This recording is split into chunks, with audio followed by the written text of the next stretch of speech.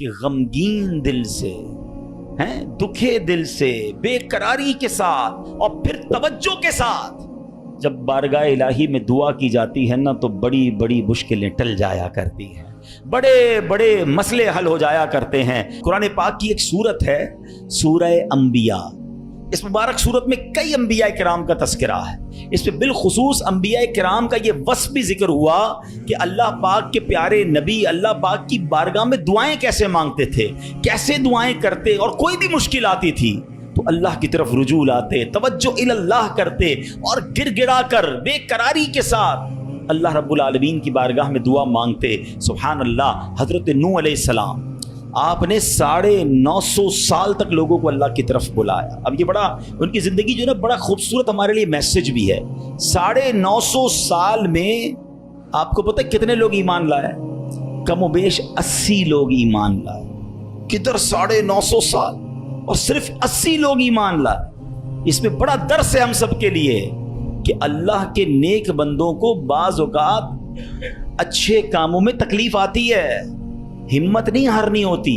ہم تھوڑا سا کوئی نیکی کا کام کریں، کوئی ساتھ نہ دے، بندہ کہتا ہے میں تو کچھ نہیں کرتا، نیکی کا زمانہ نہیں ہے بھائی، میں تو اللہ کے لیے کر رہا تھا، کوئی ساتھ ہی نہیں دے رہا، فلاں نے تو دل توڑ دیا، فلاں نے ساتھ نہیں دیا۔ ارے اللہ کے بندو، یہی تو امتحان ہے۔ آپ استقامت، آپ کا کام کرنا ہے، ہاں تعداد کو نہ دیکھیں، اللہ کی رضا کو دیکھیں۔ 950 سال میں لوگوں نے بات نہیں مانی، پھر آپ نے اللہ کی بارگاہ میں جب دعا کی کہ لوگ حضرت نوح علیہ السلام پر تشدد بھی کرتے، برا بھلا بھی کہتے تھے، ایک تو تھا ایمان بھی نہیں لا رہے تھے اور پھر مارتے بھی تھے، تکلیف بھی دیتے تھے۔ اللہ تبارک و تعالیٰ کی بارگاہ میں جب دعا کی نا تو اللہ نے قرآن میں فرمایا فَاسْتَجَبْنَا لَهُ فَنَجَّيْنَاهُ وَأَهْلَهُ مِنَ الْكَرْبِ الْعَظِيمِ۔ اللہ فرماتا تو ہم نے اس کی دعا قبول کی اور اسے اور اس کے گھر والوں کو بڑی سختی سے نجات دی۔ اللہ سے دعا مانگی، باقی قوم کے لیے طوفان آیا اور وہ قوم اس طوفان میں غرق ہو گئی۔ اللہ نے بڑی تکلیف سے حضرت نوح کو نجات دی، کیوں؟ آپ نے دعا مانگی، آپ نے اللہ سے بات کی۔ حضرت نوح علیہ السلام کی اس دعا کے نتیجے میں کفار پر کیسا سیلاب آیا کہ سب برباد ہو گئے۔ اسی طرح حضرت ایوب علیہ السلام پر آزمائش آئی تھی نا، آپ پر طرح طرح کی بیماریاں بھی تھیں، آپ کے بچے بھی دنیا سے چلے گئے، آپ کا کاروبار، آپ کا مال سب برباد ہو گیا۔ اللہ اکبر، آپ نے اللہ کو کیسے پکارا، اور یہ دعائیں کتنی مقبول ہیں کہ قرآن میں موجود ہیں، بلکہ اس کو تو یاد کر لو، کیا ترجمہ ہے، آنسو آ جائیں گے آپ کی آنکھ میں۔ حضرت ایوب کہتے ہیں انی مسنی الضر وانت ارحم الراحمین۔ اس کا ترجمہ سنو کہ بے شک مجھے تکلیف پہنچی ہے اور تو سب رحم کرنے والوں سے بڑھ کر رحم کرنے والا ہے۔ اگر تکلیف پہنچے تو کیوں دنیا کو پکارنا ہے، کیوں دنیا والوں کے پاس جانا ہے؟ چلو نا اس کے دربار میں چلتے ہیں جس سے تکلیف دور کرنی ہے۔ حضرت ایوب علیہ السلام نے رب کو پکارا نا، انی مسنی الضر وانت ارحم الراحمین۔ یہ وہ دعا ہے جو قبول ہے، یہ وہ دعا ہے جس کے صدقے میں حضرت ایوب کو شفا بھی دی گئی اور ساری مال دولت اولاد واپس عطا کر دی گئی۔ اگر آپ بھی کسی پریشانی میں ہیں، آپ بیماری میں ہیں، آپ قرضے میں ہیں، آپ مصیبت میں ہیں، آؤ نا رب سے حضرت ایوب کے انداز میں دعا مانگتے ہیں نا۔ اچھا، یہ دعا اللہ نے ہمیں سکھانے کے لیے تو قرآن میں عطا فرما دی نا کہ میرے بندو میرے دربار میں مانگنا ہے تو یوں ہی مانگ لو جیسے میرے نبی نے مانگا ہے۔ اللہ اکبر۔ علماء کہتے ہیں یہ بڑی دلاسا دینے والی دعا ہے، یہ بڑی مشکلوں کو ٹالنے والی دعا ہے، یہ تکلیفوں میں کام آنے والی دعا ہے۔ ترجمہ تو دیکھو نا، یعنی اللہ کے سامنے اپنا مسئلہ پیش کر دیا آپ نے کہ بے شک مجھے تکلیف پہنچی ہے اور تو سب رحم کرنے والوں سے بڑھ کر رحم کرنے والا۔ اے اللہ بیمار ہوں، اے اللہ پریشان ہوں، اے اللہ قرضے میں ہوں، کہو نا رب سے مجھے تکلیف پہنچی ہے، مجھے ستاتے ہیں لوگ، مجھے تکلیف دیتے ہیں، مجھے پریشان کرتے ہیں لوگ، اور تو سب رحم کرنے والوں سے بڑھ کر رحم کرنے والا۔ اور جب آپ نے دعا کی تو دعا کیسے قبول ہوئی؟ یہ بات بھی رب نے قرآن میں ارشاد فرمائی سورہ انبیاء میں، فَاسْتَجَبْنَا لَهُ فَكَشَفْنَا مَا بِهِ مِن ضُرٍّ وَآتَيْنَاهُ أَهْلَهُ وَمِثْلَهُمْ مَعَهُمْ رَحْمَةً مِّنْ عِنْدِنَا وَذِكْرَىٰ لِلْعَابِدِينَ۔ اللہ قرآن میں فرماتا تو ہم نے اس کی دعا سن لی، تو ہم نے دور کر دی جو تکلیف اسے تھی، ہم نے اسے اس کے گھر والے اور ان کے ساتھ نہیں اور عطا کیے، اپنے پاس سے رحمت فرما کر، اور بندگی والوں کے لیے نصیحت ہے۔ حضرت یونس پر کیسی آزمائش آئی تھی؟ کوئی سوچ سکتا ہے کہ مچھلی کے پیٹ میں ہمیں تھوڑی سی پرابلم آئے ہم بے قرار، بے چین، شکوے، شکایت؟ ارے نبی ہیں، कायनात में अंबिया से बढ़कर किसी का मर्तबा नहीं है। कोई गौस, कोई अबदाल, कोई कुतुब किसी सहाबी के मर्तबे तक नहीं पहुंच सकता। ये मर्तबा सहाबा का, मगर कोई सहाबी किसी नबी के मर्तबे तक नहीं पहुंच सकता। ये अंबिया का मर्तबा, ये तरतीब याद रखा करो। आला हजरत ने तो एक शेर में पूरी तरतीब बता दी ना। खल्क कौन है? हम लोग हैं, आम लोग। खल्क से औलिया, औलिया से रसूल, और रसूलों से आला हमारा नबी। हमारे आका तो सबसे आला है ना, मगर अंबिया की बात कमाल है। और अंबिया में कौन है? हजरत यूनुस अलैहिस्सलाम। मछली के पेट में कैसी तकलीफ, जिंदा रहूंगा कि नहीं, बाहर निकलूंगा कि नहीं, अंधेरी गार, नजर भी कुछ नहीं आ रहा, मगर वहां भी अल्लाह को पुकारा उन्होंने। अल्लाह कुरान में फरमाता है फस्तजबना लहू वनज्जयनाहु मिनल गम वकज़ालिका नुंजिल मुमिनीन। अल्लाह कुरान में फरमाता है और तो हमने उसकी पुकार सुन ली और उसे गम से निजात बख्शी, और ऐसी ही निजात देंगे मुसलमानों को। बल्कि बड़ी प्यारी दुआ याद कर लो। आज हजरत यूनुस अलैहिस्सलाम ने जो मछली के पेट में थे ना, जो दुआ मांगी थी ना, उलमा कहते हैं वो दुआ पता है कौन सी थी? जिसको आज हम आयत करीमा कहते हैं ना, ला इलाहा इल्ला अंत सुब्हानका इन्नी कुन्तु मिनज़ ज़ालिमीन। ये चाबी है, हाँ, ये मुसीबत के ताले की चाबी है। ये कमाल की दुआ है। और ये आपने दुआ की और अल्लाह ने मछली के पेट से आपको नजात अता फरमा दी, फिर से कौम भी अता फरमा दी, सरदारी भी अता फरमा दी। तो ये दुआएं हैं जो बेकरारी में, मुसीबत में रब को पुकारा गया। अल्लाह अकबर। तो ऐ मेरे प्यारे इस्लामी भाइयों, अल्लाह करे कि हम अपने रब को पुकारने वाले बन जाएं, सही तरीके से दुआ करने वाले बन जाएं। हजरत ज़करिया, अल्लाह अकबर, आप बड़ी उम्र हो गई आपकी, बुढ़ापे तक पहुंच गए, आपकी औलाद नहीं थी, आपकी ज़ौजा भी बांझ थी। आजकल डॉक्टर कह देते हैं ना कि औलाद नहीं हो सकती, हम डॉक्टरों की बड़ी मानते हैं। अरे डॉक्टर कुछ भी कह दे, इन्नल्लाह अला कुल्ली शैइन कदीर। मेरा रब जो चाहे वो करने पर कादिर है। अपनी आंखों से देखा है, आपने भी देखा होगा, किसी को डॉक्टर कहते हैं जनाब कोई मर्ज नहीं है, 100% फिट है, 2 दिन बाद दुनिया से चला जाता है। कैसे मरा डॉक्टर को भी पता नहीं, मौत आ गई ना। और कभी डॉक्टर कहते हैं 3 दिन का मेहमान है, शायद उस डॉक्टर का इंतकाल हो जाता है, वो बंदा फिर भी जिंदा घूम रहा होता है। अल्लाह की शान है। डॉक्टर डॉक्टर है, वो अपनी अपनी साइंस चलाएं, मगर ये ना समझो कि जो इसने कह दिया ये आखिरी है। कुदरत मेरे रब की है, शान मेरे रब की है, वो हर चाहे पर कादिर है, उस पर भरोसा तो रखो ना। हजरत ज़करिया उम्र भी ज्यादा हो गई, औरत भी बांझ है, मगर अल्लाह से क्या दुआ कर रहे हैं? ये भी उलमा फरमाते जो बे औलाद हैं उनके लिए मुजर्रब दुआ है, कुरानी दुआ है। याद तो करो ना कुरान की दुआएं, क्या दुआ की थी आपने, और माना तो देखो उसका। हाय हाय, कनेक्टिविटी तो देखो ना। माना क्या इसका? ऐ मेरे रब मुझे अकेला ना छोड़, औलाद नहीं थी ना, ऐ अल्लाह मुझे अकेला ना छोड़, और तू सबसे बेहतर वारिस, अंत खैरुल वारिसीन। अब ये दुआ वो करते थे, अल्लाह ने कैसी दुआ कबूल की? सिर्फ बेटा नहीं दिया, बल्कि बेटा भी दिया और उसको नबी भी बना दिया। बेटा भी ऐसा दिया जिसको नबी का मर्तबा अता फरमाया। अल्लाह फरमाता है कुरान में फस्तजबना लहू व वहबना लहू यहया व अस्लहना लहू ज़ौजा। तो हमने उसकी दुआ कबूल की और उसे यहया अता फरमाया और उसके लिए और उसकी बीवी संवारी।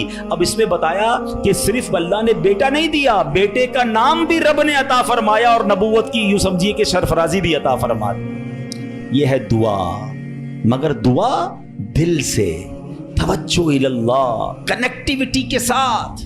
फिर देखो कैसे काम बनते हैं, फिर देखो कैसे मुसीबत टलती हैं। अल्लाह पाक खुद फरमाता है वयदऊनना रगबन व रहबा व कानू लना खाशिईन। और हमें पुकारते थे उम्मीद और खौफ से, और हमारे हुजूर गिड़गिड़ाते हैं। पता चला कि गिड़गिड़ाना, तवज्जो के साथ, खौफ भी हो, उम्मीद भी हो, फिर ये काम बन जाते हैं। ज़रा देखो ना मेरे प्यारे इस्लामी भाइयों, हमारी ज़िंदगी में कितने मसाइल हैं। कभी कभी हमारे मामलात बड़े अटक जाते हैं। अब किसी को पैसों की ज़रूरत है, कर्जे की ज़रूरत है, अब जनाब सारे दरवाजे बंद हो जाते हैं। और किसी भाई से उम्मीद बंदा लगाता है, आखिरी वक्त में वो भी मना कर देता है। सेठ साहब पर नज़र पड़ती है, वो भी माजरत कर लेते हैं। दोस्त अहबाब से पूछते हैं, वो भी जवाब नहीं देते हैं। सब दरवाजे बंद हैं, कोई उम्मीद बाकी नहीं बचती। बंदा मायूसी کی طرف جانے لگتا ہے، مگر جب سب دروازے بند ہو جائیں تو ایک امید باقی رہتی ہے، ایک دروازہ اس وقت بھی باقی رہتا ہے،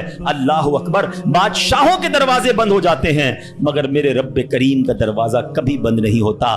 لوگ ساتھ چھوڑ دیتے ہیں، بھائی بھائی سے دامن چھڑاتا ہے، لیکن اللہ پاک اپنے بندوں کو مایوس نہیں کرتا، بلکہ یہ تو ایسا دروازہ ہے کہ نیکوکار آئے تو بھی نوازا جاتا ہے، گناہگار آئے تو اسے بھی نواز دیا جاتا ہے۔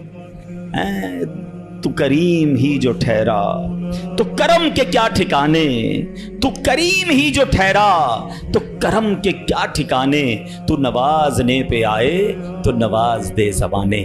دل سے دعا کیسے اثر کرتی ہے؟ ہو سکتا ہے کسی کے ذہن میں آئے کہ بات تو مولانا صاحب بالکل ٹھیک کر رہے ہیں، میرے لیے بھی سارے دروازے بند ہو گئے ہیں، مگر میرا معاملہ سلجھے گا کیسے، معاملہ بنے گا کیسے؟ چلو میں آپ کو 2 واقعات سناتا ہوں جس سے انشاءاللہ بات مزید سمجھ آ جائے گی۔ ایک صاحب تھے، کافی امیر تھے، اپنا بنگلہ بھی تھا، اپنی گاڑی بھی تھی، اللہ پاک نے بہت دیا تھا۔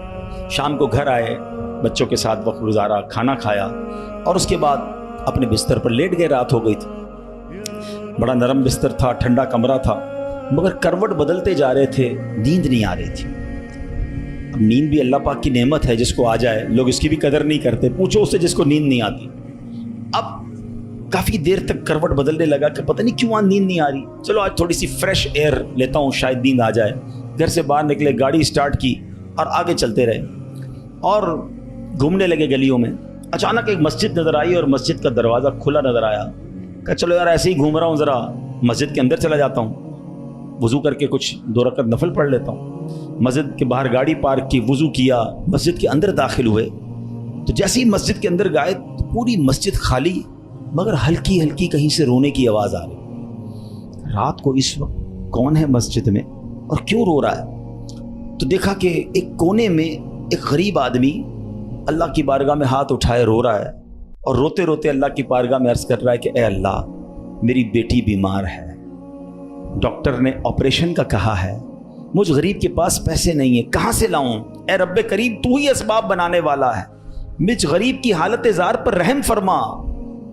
اس امیر شخص کو سمجھ آ گیا مجھے نیند کیوں نہیں آ رہی تھی، مجھے کہیں بھیجا گیا ہے، میں ڈھونڈتے ڈھونڈتے اسی کے لیے آیا ہوں۔ اللہ اکبر، وہ غریب کے پاس گیا، جیب میں جتنی رقم تھی نکال کر اس کو پیش کر دی کہ بھائی یہ لے لو اور میرا یہ کارڈ بھی رکھ لو، کبھی بھی ضرورت پڑے تو مجھ سے بات کر لینا۔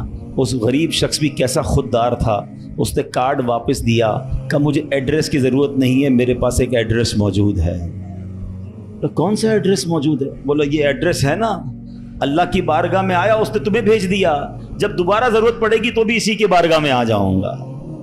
سارے دروازے بند ہو جائیں، میرے کریم کا دروازہ کھلا ہوتا ہے۔ ہمارا پرابلم ہے ہم جاتے ہی نہیں اس کے پاس۔ اچھا اپنا ایک چھوٹا سا ٹیسٹ لے لو نا، تاکہ اندازہ ہو جائے گا آپ کو۔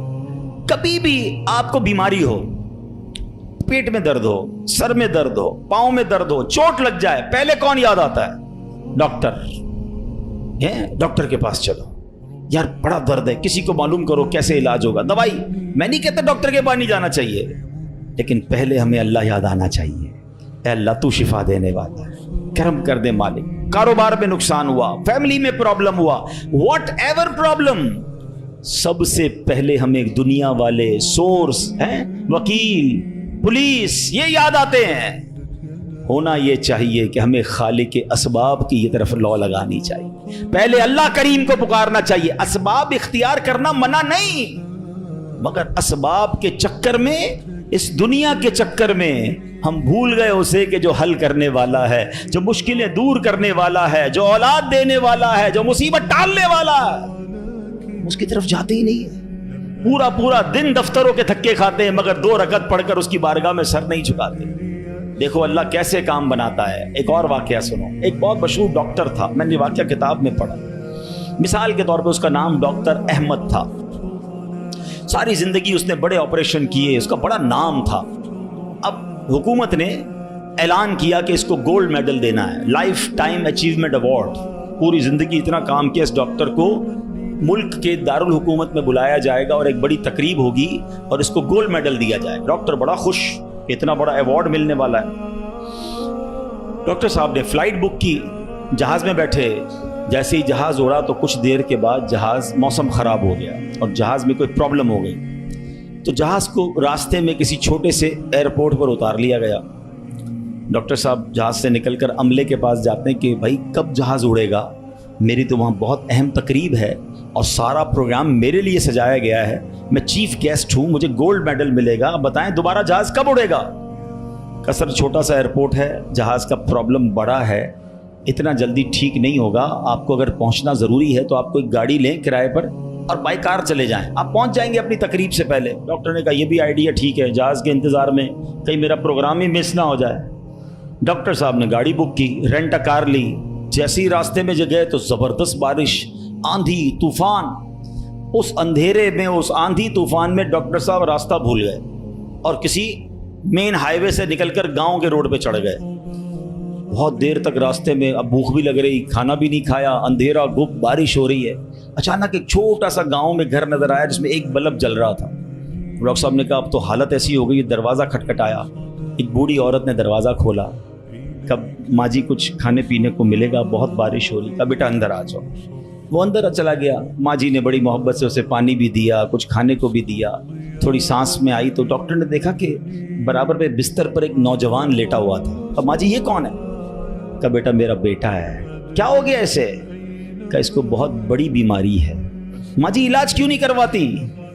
ماں جی کہتی میں نے گاؤں کے ڈاکٹر کو دکھایا ہے، ڈاکٹر کہتے ہیں ہمارے وطن میں ایک ہی ڈاکٹر ہے جس کا نام ڈاکٹر احمد ہے، وہی اس کا علاج کر سکتا ہے، مگر بیٹا میں غریب ماں ہوں، میں اپنے بیٹے کو کہاں سے ڈاکٹر احمد کے پاس لے جاؤں، نہ پیسے ہیں نہ کرایہ ہے، بس روز اللہ سے دعا کرتی ہوں اے اللہ تو کارساز ہے، میرے بیٹے کو شفا دے دے یا ڈاکٹر احمد کے پاس پہنچا دے۔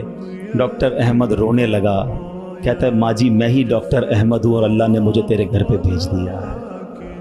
جہاز کا خراب ہونا، چھوٹے ایئرپورٹ پر اترنا، رینٹ کار لینا، راستہ بھول جانا، کسی اور گھر پہ نہ رکنا، اسی جھونپڑی کے کنارے پر رکنا اور اس گھر میں جانا اور اس مریض کا علاج کرنا، اب بھی نہیں مانو گے؟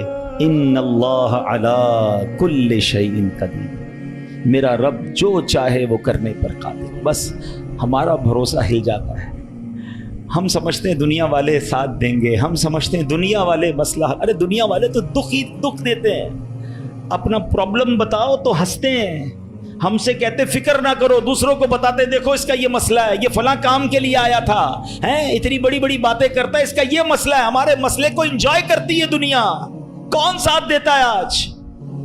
مگر جو ہمارے عیبوں پر پردہ ڈالنے والا، جو ہمیں بچپن سے لے کر آج تک نوازنے والا، جو ہمارے گناہ ہونے کے باوجود ہمیں عطا کرنے والا ہے، وہ ہمارا رب کریم ہے۔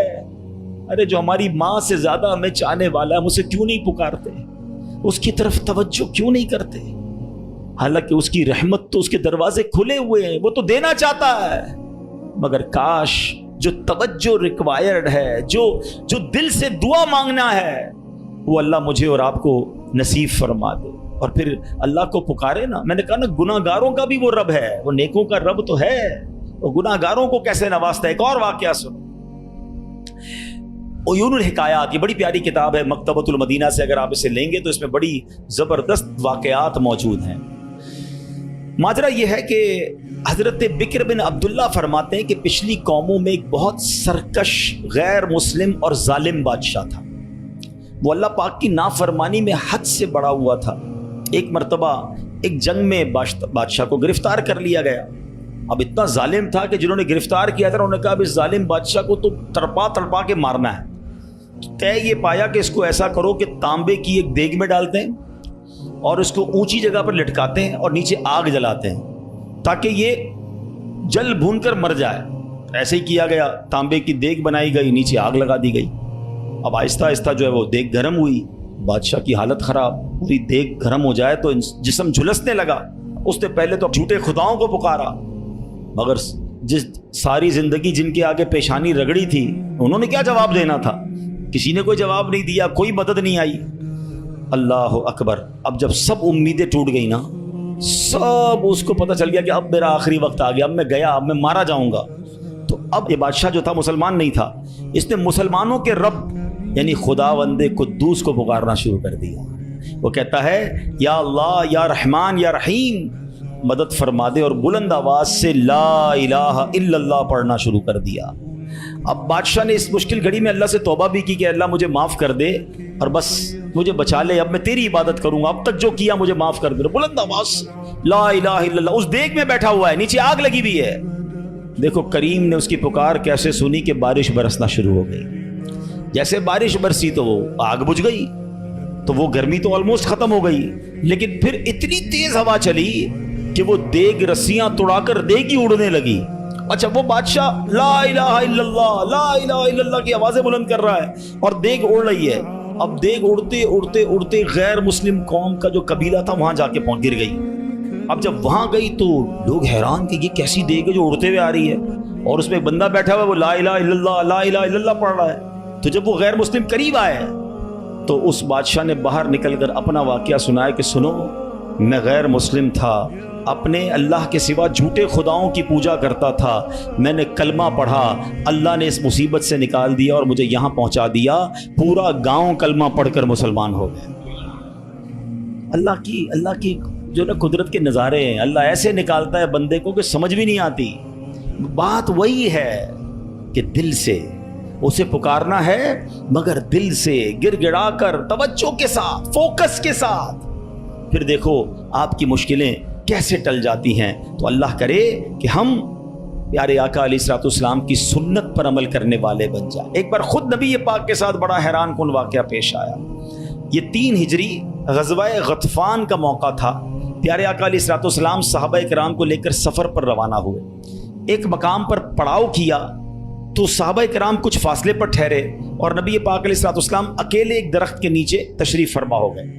غیر مسلم جو ہر وقت نبی پاک کو معاذ اللہ نقصان پہنچانے کی ٹرائی کرتے رہتے تھے، پلان کرتے رہتے تھے، ان میں سے غیر مسلم اچانک کہیں سے آیا ہاتھ میں ننگی تلوار، اور نبی پاک اکیلے، کوئی اس وقت صحابہ بھی قریب نہیں تھے، تو پیارے آقا علیہ الصلوۃ والسلام کے بالکل سامنے آ گیا اور بڑے تکبر کے ساتھ، بڑے جس کو کر و فر کے ساتھ کہتا ہے، اے محمد صلی اللہ علیہ وسلم، اب بتائیے آپ کو مجھ سے کون بچائے گا؟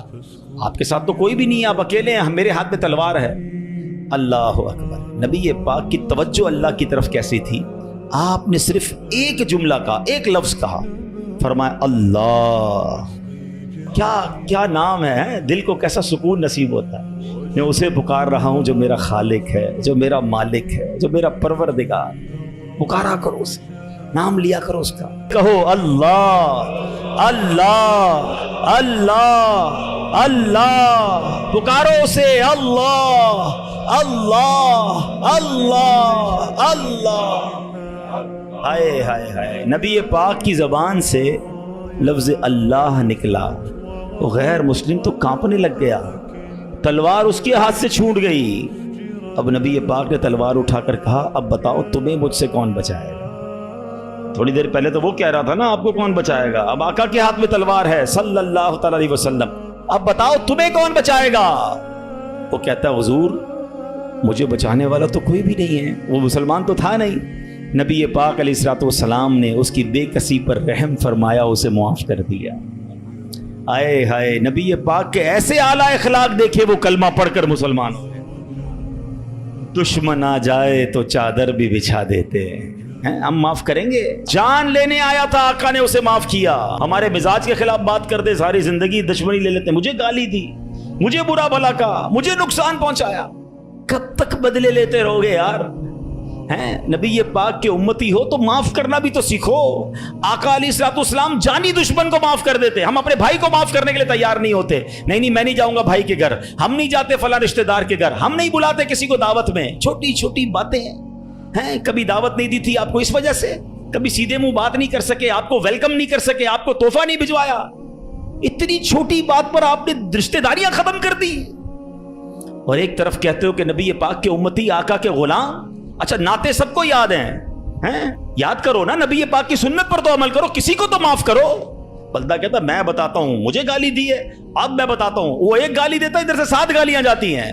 اور صحیح بات یہی ہے، جو کہتا ہے میں بتاتا ہوں، وہ واقعی بتا دیتا ہے وہ کون ہے، اس کے اندر کتنا گند بھرا ہوا ہے۔ اگر وہ آپ کے ساتھ برا کر رہا ہے تو آپ کو کس نے اجازت دی ہے برا کرنے کی؟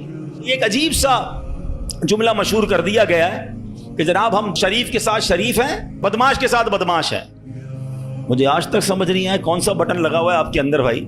شریف کے ساتھ شریف ہوتے ہو, بدماش آتا ہے آپ بھی بدماش بن جاتے ہو, تو پھر تو آپ بھی بدماش ہوئے نا بھائی. شریف آدمی شریف کے ساتھ شریف ہوتا ہے, بدماش کے ساتھ بھی شریف ہوتا ہے, تبھی تو بدماش کی اصلاح ہوگی نا.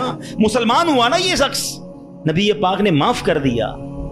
تو خدا را آقا کی سنت کو ادا کریں, اور جیسی بھی مشکل, جتنی بڑی مشکل ہو, آپ بس دعا کریں, اللہ کو پکاریں, اللہ کو یاد کریں, توجہ اللہ کی طرف جائے. اچھا ایک اور چیز, ایک اور ٹیسٹ کرتے ہیں. کوئی نقصان ہو گیا ہے, کوئی تکلیف ہو گیا, آپ ہماری ہم جس جنریشن کے, میں جس جنریشن کا ہوں, شاید اب تو ایسا نہیں ہے, جو بزرگ بیٹھے ان سے پوچھیں کہ ہماری مائیں یا ہماری نانی دادی بچے کو سلاتی تھیں تو ذکر اللہ کر کے سلاتی تھی.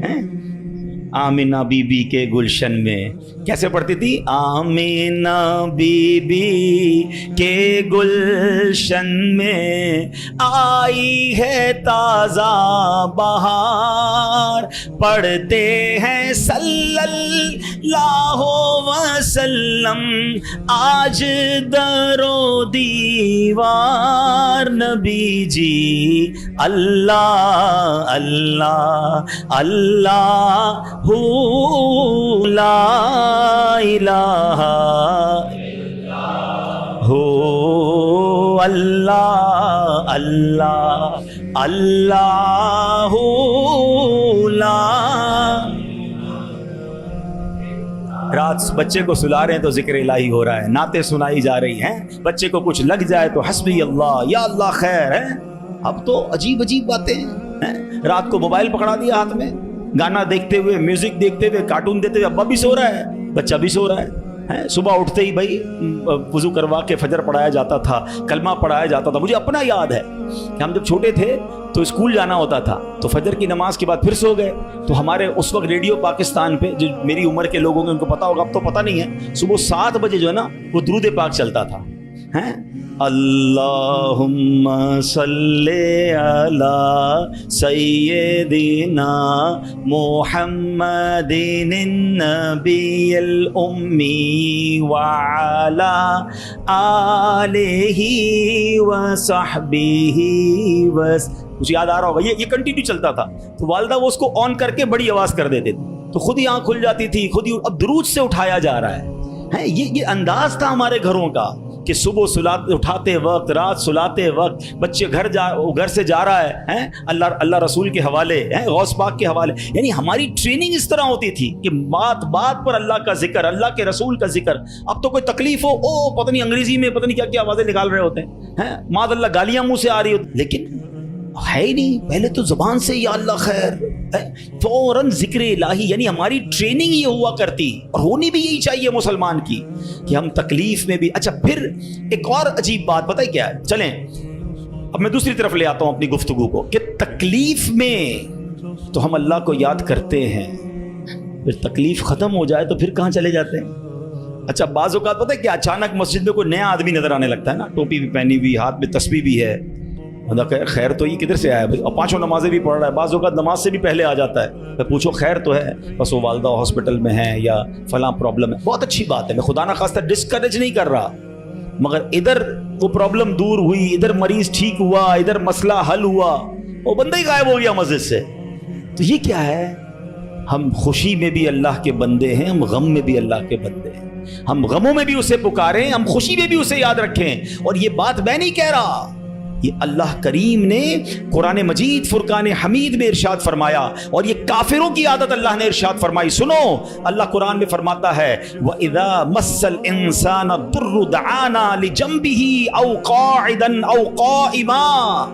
اللہ فرماتا ہے, اور جب آدمی کو تکلیف پہنچتی ہے تو لیٹے ہوئے اور بیٹھے ہوئے اور کھڑے ہوئے ہر حالت میں ہم سے دعا کرتا ہے. بہت اچھی بات ہے, مگر آگے کیا ہوا؟ اللہ فرماتا ہے پھر جب ہم اس کی تکلیف دور کر دیتے ہیں تو یوں چل دیتا ہے گویا کبھی کسی تکلیف کے پہنچنے پر ہمیں پکارا ہی نہیں تھا, یاد ہی نہیں رہتا اللہ کا گھر. سچ بتاؤ ایسا ہم نہیں کرتے؟ پرابلم ہو تو گھر میں قرآن خوانی کراؤ, درود پاک کا ختم کرواؤ, امام صاحب کے پاس چلتے ہیں, دعا کرواتے ہیں, ذرا مسجد میں دعا کروانی ہے. ارے بھائی دعا کر دی, تمہارا مسئلہ حل ہو گیا, اب گئے کدھر؟ یہ اللہ پاک سے کیا تعلق بنا رہے ہو؟ ایسا نہ کریں. دیکھیں آپ اپنے انداز میں سمجھیں، میں بلا تمثیل سمجھا رہا ہوں. کوئی بندہ وہ ہے جو آپ سے جب ملتا ہے اپنے مطلب کے لیے ملتا ہے، بلکہ ایسے بھی لوگ ہوتے جب آتے سمجھ آ جاتی ہے یار کوئی کام ہی لے کر آیا ہوگا، اس کا کوئی مسئلہ اٹکا ہے نا تو آج چہرہ دکھایا ہے، تو اس بندے کی کیا عزت ہوتی ہے آپ کے پاس. اور ایک بندہ ہے جو روز ملتا ہے، محبت کرتا ہے آپ سے آپ کے پاس آ کے بیٹھتا ہے، کبھی کبھی مسئلہ بھی بیان کر دیتا ہے، لیکن مسئلہ نہ بھی ہو تو آپ کے پاس ضرور آتا ہے. وہ دوست ہوتا ہے نا. فرق ہے نا، ایک مطلب کے وقت تمہارے پاس آتا ہے، ایک روز تمہارے ساتھ پاس آتا ہے. اب بلا تمثیل سمجھو، جو مطلب کے وقت اللہ کی بارگاہ میں جا رہا ہے، جو کسی مشکل کے وقت تو رب کے پاس جاتا ہے، اور جیسے ہی رب اپنے کرم سے مشکل آسان کر دے وہ غائب ہو جاتا ہے. تو ایسا نہ کیا کرو، اللہ کے گھر میں آیا کرو، مسجدوں میں بیٹھا کرو، نمازوں کی پابندی کیا کرو، اور اللہ کو ہر حال میں پکارا کرو. پھر دیکھو وہ رب کریم آپ کی کیسی مشکلیں آسان فرمائے گا.